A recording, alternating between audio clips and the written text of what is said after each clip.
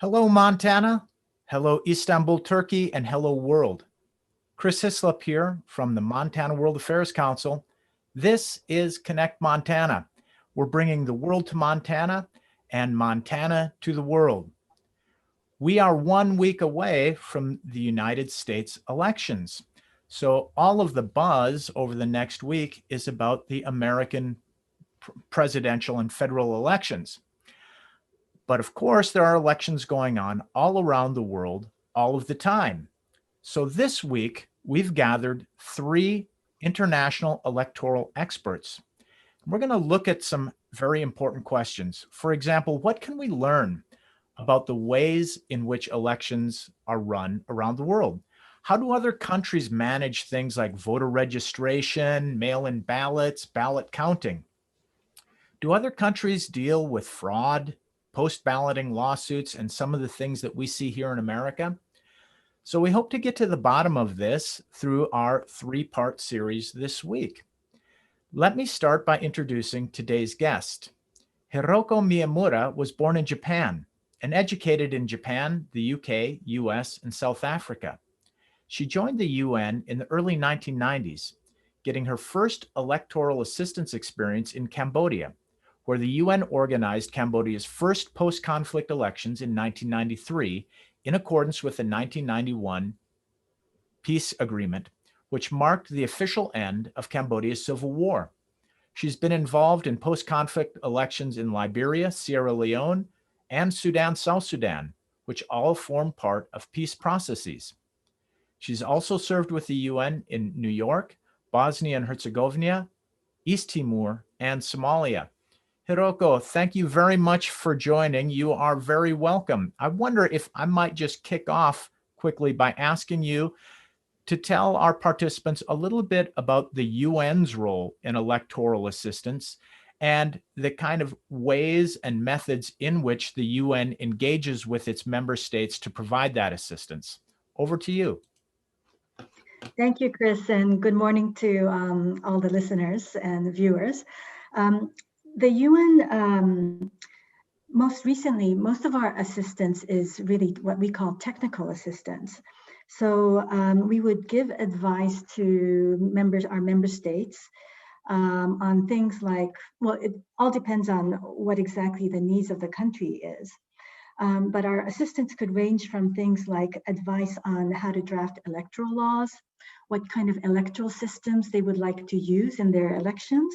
For example, in the US, you use the majoritarian system or the first past the post system, but there are other types of electoral systems that many countries could choose from.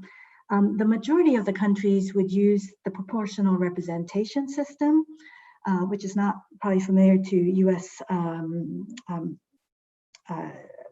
people in America, but or a mixed system where you might combine the majoritarian system and the proportional representation system. But the bottom line is there is no perfect electoral system. Every electoral system has its pros and cons. And what the UN tries to do is offer options to member states who request for UN electoral assistance on anything from, as I said, electoral system advice to voter registration advice, on operational plans, on electoral dispute resolution. It could also be civic and voter education. We also do give advice on, obviously, polling, counting procedures.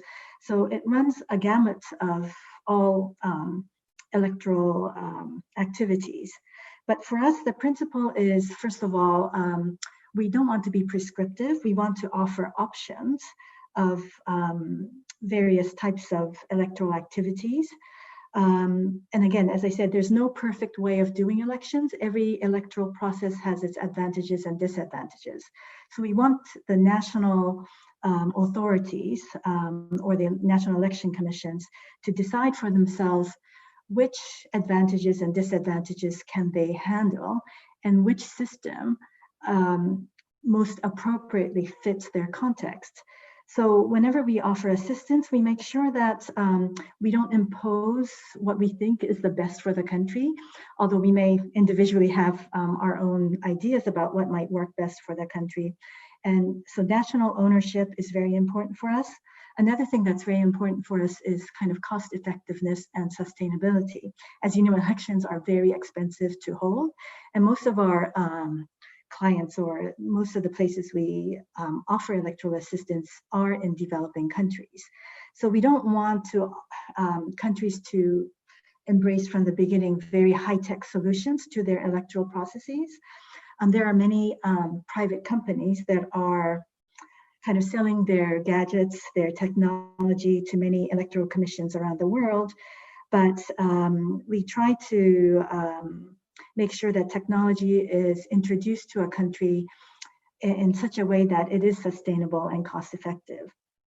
But sometimes many companies, unfortunately, offer this technology at very low cost in the beginning and commit certain countries to a certain voter registration or voting system, and then start raising the price tag later. So we have a lot of experience in advising many countries of how to do elections in a sustainable, cost-effective manner. But at the end of the day, as the UN, we don't impose our views. We try to educate, advise as much as possible so that the local authorities and the national election commissions can make the best judgment or selection of how decision on how they want to conduct their elections. Thanks for that introduction, Hiroko. I'm going to remind the people who are watching today, you are welcome to chat in any questions that you have using the chat box on the bottom of the screen there. You can chat that to everybody or just to me, and I'll curate those questions and we'll be asking our guests anything that comes in. But let me start, Hiroko, if I may. I was very interested when I read your bio, and my little knowledge of UN electoral support also places it oftentimes in post-conflict situations. You've worked in many, including as you mentioned, in Cambodia.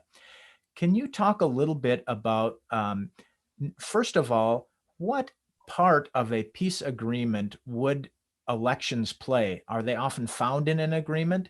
And then why is that an important part of a peace agreement? Thank you for that question.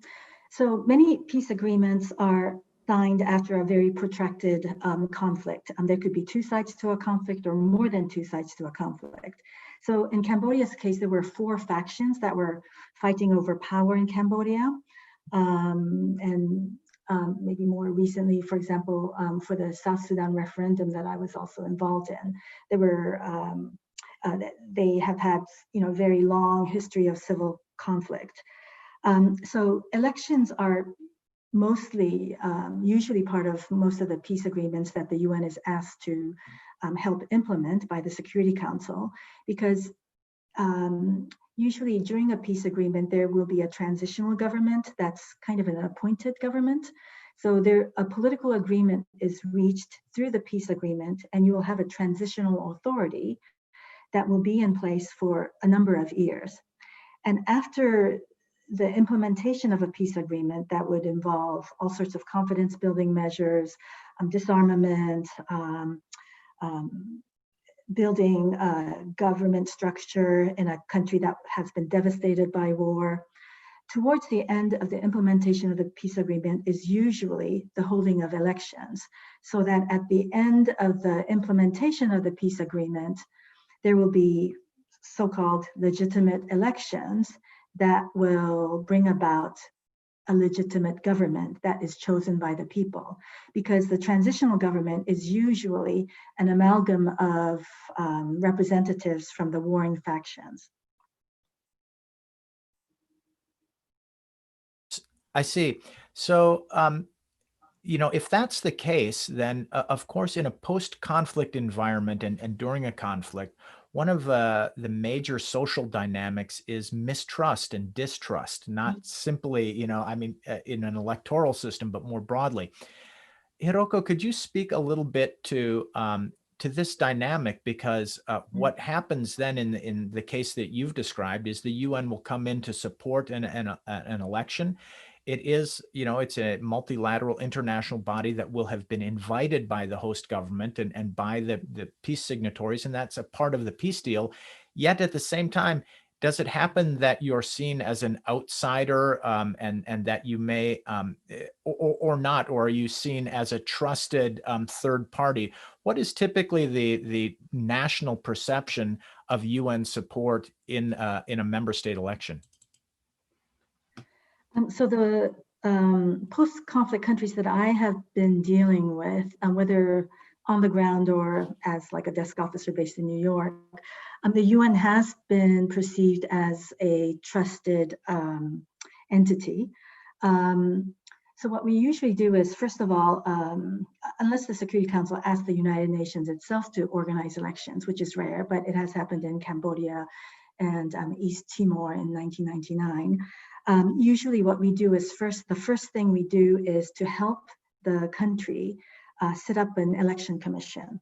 And again, there's different types of election commissions that could be set up in kind of Lusophone and Francophone countries. They have a tradition of having the Ministry of Internal Affairs be responsible for holding elections. So you have this government type of electoral management body that could be set up. But more and more, I think there's more tendency, and again, we tend to also recommend an independent electoral commission. So it's a non-government electoral commission that is that has commissioners who are respected members of the society.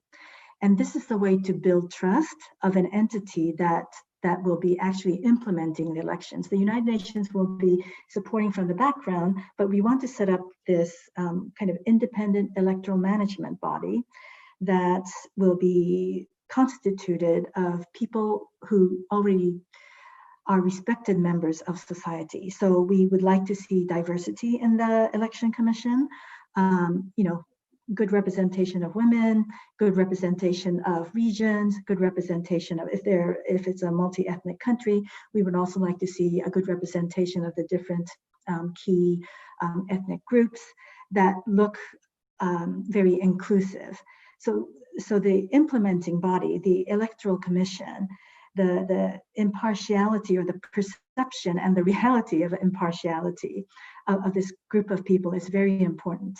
And we encourage the setting up of such electoral management bodies so that from the get-go, the body is constituted with people who the population of the country could trust with.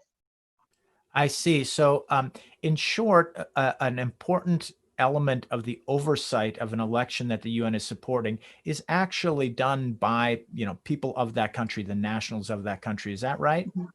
Yes, that's correct. And that's what we want to see. Again, national ownership is very, very important for us because whatever outsiders impose is really ultimately not going to work. We really want to build a national process. So capacity building in our electoral assistance is one of the key aspects of our work.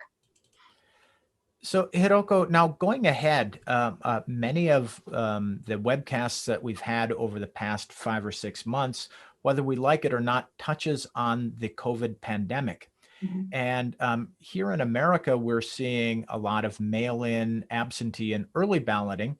I'm wondering, in places where the infrastructure, whether that is transportation, communication, healthcare, in a post-conflict or in countries where the UN is providing electoral assistance, what kind of challenges will you face in places like this in making a legitimate election? So we've immediately, when COVID started, we've immediately looked at kind of operational issues that could allow us to conduct, safe elections. And we've already had elections in Mali. There was one in Guinea this past weekend. Cote d'Ivoire is coming up, and we have advised the Electoral Commission. We actually came up with an operational guideline on how to do elections during COVID. So this would be things like increasing the number of polling stations, for example, increasing the hours of operation for voting, obviously providing PPEs for electoral workers, So there's all sorts of guidances that have already been issued to our own electoral staff, who will in turn, advise the electoral authorities on the ground. And this has also been already discussed with WHO, and WHO will be coming up with a guideline that they developed with us on how to do elections under COVID-19 circumstances. But we have had to, get a lot of alcohol, face masks, and other things in addition to the regular elections material in many of the elections that we've been supporting. Well, I mean, in very challenging environments, surely this is another important challenge for the UN and the member states. Hiroko, I have a couple questions coming into me now from participants. And, here in the US, we have, a number of issues that surround this election and have been around elections now for the past, several years. You mentioned that, every election is unique, and every country and the systems, have to deal with the uniqueness. So maybe these things don't hold true in your experience, but let me ask you anyway. Here in America, we're hearing a lot about digital intrusion. People will make claims about different countries. The U.S. government, in fact, made a strong claim against the Russian government for hacking into the electoral systems. In the UN's experience in countries where you are working, whether it is digital or otherwise, do you also experience this kind of intrusion into the workings of an election? And if so, how do you deal with it? So most of the countries we deal with are, so-called developing countries. So we are very careful about countries that want to establish kind of high-tech, kind of internet-based systems, because if you do that, there's always a danger for hacking. And then you have to have a pretty robust system of countering that. And if it's kind of a more low-tech, kind of paper-based system, you don't have to worry about hacking. I think IFAS has a lot more expertise on cybersecurity issues, but again, because of the cybersecurity risks that are involved, we do caution countries that try to use internet-based systems unless they really can. They really do have the know-how of countering possible security breaches. And I know that, way back in 1994, when South Africa had its first democratic elections, somebody hacked into their results system, and they stopped the counting at one point, and they decided to not use the electronic system of tabulation, and they went back to counting all the ballots by hand. So they went back to a paper ballot hand counting system because they realized there was a breach in cybersecurity at that time. Hiroko mentioned IFAS. That's the International Foundation for Electoral Systems. And tomorrow evening at 7 p.m., Mr. Justin Snyder from IFAS is going to join us. So maybe we can pick up that point with him. Justin is going to be coming to us from Yangon, Myanmar, who will also be having a federal or a national election soon. And Hiroko, for the previous 5.5 years, I was also living in Myanmar, and I had the interesting and amazing occasion to watch the elections several years ago, through which Aung San Suu Kyi and her party won the vote. I found it very interesting that it was an entirely manual, an entirely paper-based system.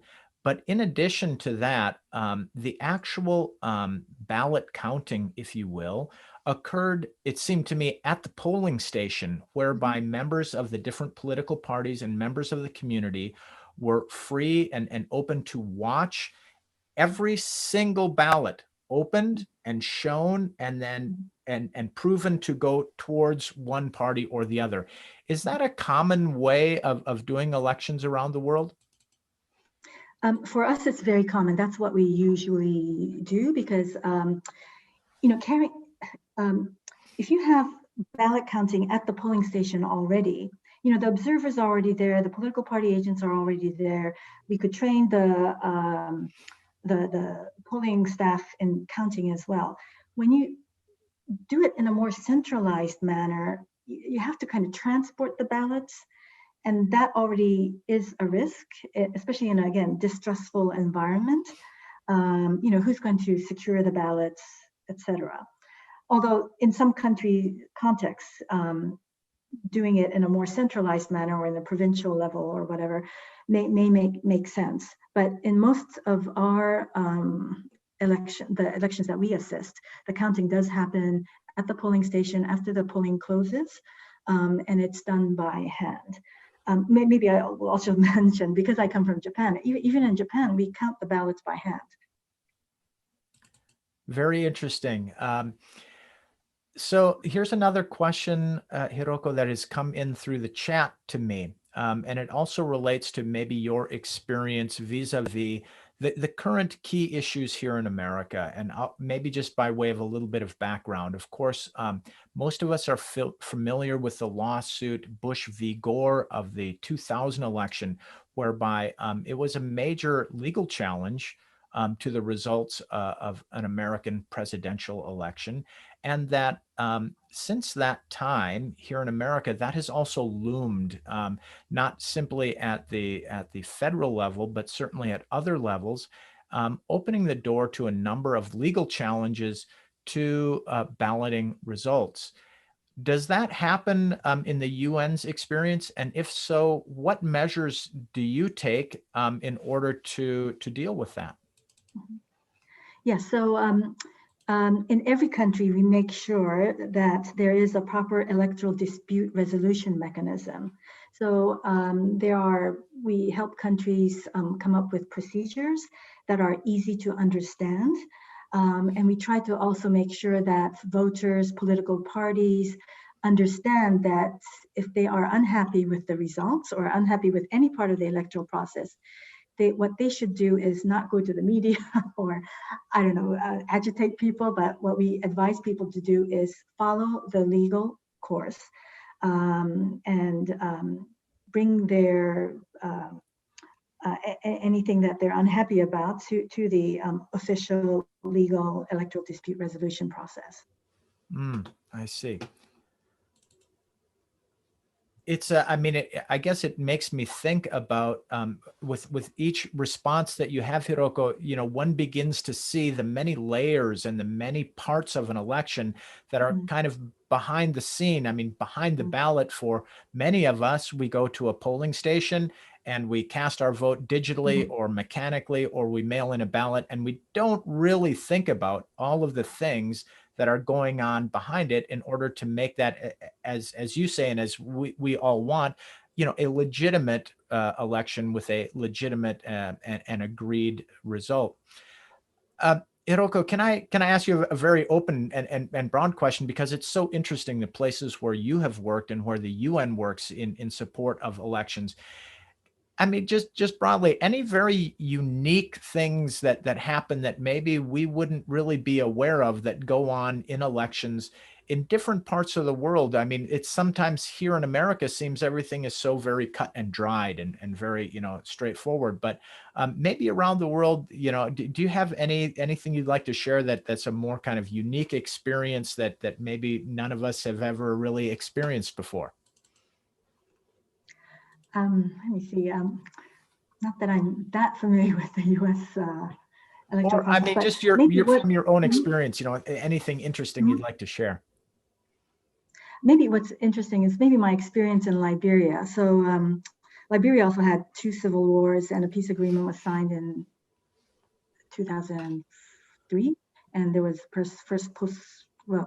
the post-war election took place in 2005. So Liberia was a country founded by, you know, ex-US slaves. And so they have this strong affinity to everything American. And so they are very, so when the first Civil War ended, the UN was also there. And as usual, we kind of recommend, well, I said we usually don't recommend one way or the other, but they had a proportional representation system, an election that was proportional representation. And we often like the proportional representation system because there are less votes that are wasted. In a majoritarian system, a lot of votes are so-called wasted because if you vote for the loser, your vote kind of doesn't count. Whereas in the proportional representation system, in Parliament, for example, say there are 5 parties that get a certain percentage of the vote. So the Parliament, if one party gets 20% of the vote, that party would get 20% of the seats, more or less, in Parliament. And it's not like a winner takes all system. But anyhow, and after the first Civil War, Liberia elected Charles Taylor, who was the warlord at the time. And what motivated everybody to vote for Charles Taylor was because if he didn't become president of the country, everybody just assumed that the country will go back to war again. So everybody elected Charles Taylor as president at the time in the 90s, but the country descended into war in any case. So once the second kind of civil war ended, the UN came in again, tried to organize elections.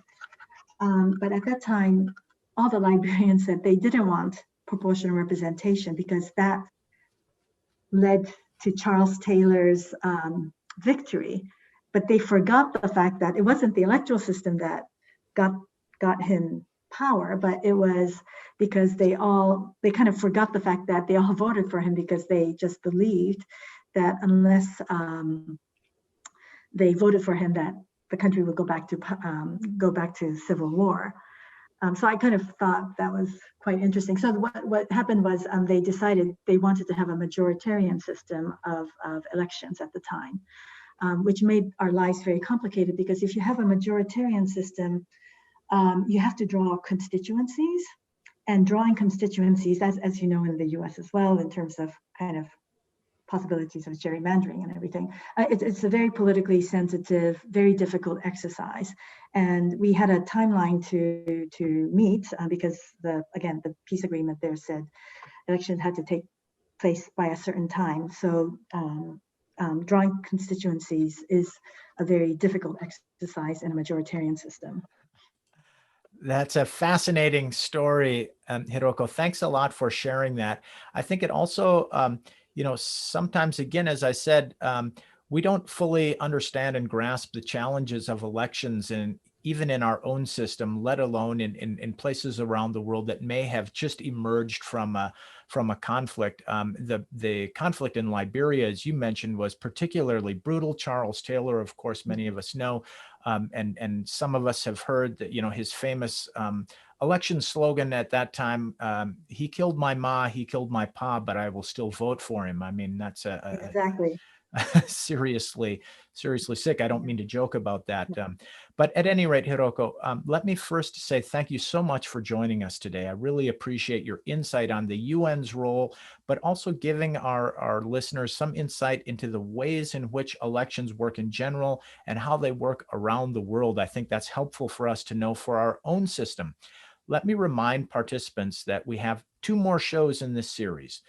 Tomorrow at 7 p.m. Mountain Time, not 9 a.m., but 7 p.m. Mountain Time, Justin Snyder from IFES is going to join us from Yangon, Myanmar, talking about another kind of organization, not the United Nations, that supports elections around the world.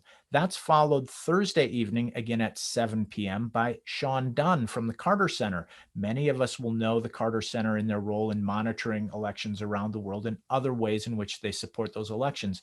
So in order to get a kind of full picture of all of this, please join us for our next 2 shows. You really won't want to miss them. Thank you to all of the participants. Thank you to Hiroko from the UN Department of Electoral Assistance. Really appreciate you coming on. Hope to see you all tomorrow evening, 7 p.m. Mountain Time, Thursday evening, 7 p.m. Mountain Time as well. Thank you all. Goodbye.